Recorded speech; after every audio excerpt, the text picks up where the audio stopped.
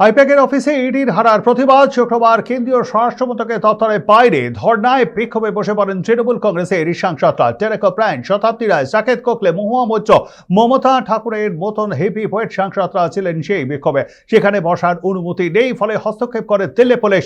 স্বরাষ্ট্রমন্ত্রী অমিত শাহ অফিসের বাইরে বিক্ষোভ দেখানোর সময় তৃণমূল সাংসদ টেরেকো প্রাণ, মহুয়া মৈত্র, শতাব্দী রায়কে টেনে হিঁচড়ে সরিয়ে দেওয়া হয়। বচসার পর কার্যত চ্যাংদোলা করে তুলে নিয়ে যায় পুলিশ। বাসে তুলে তাদের থানায় নিয়ে যাওয়া হয় বলে খবর।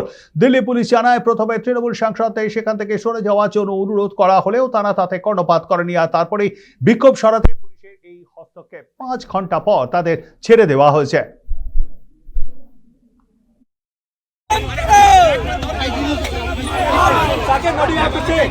अमित शाह हाय हाय क्या कहेंगे?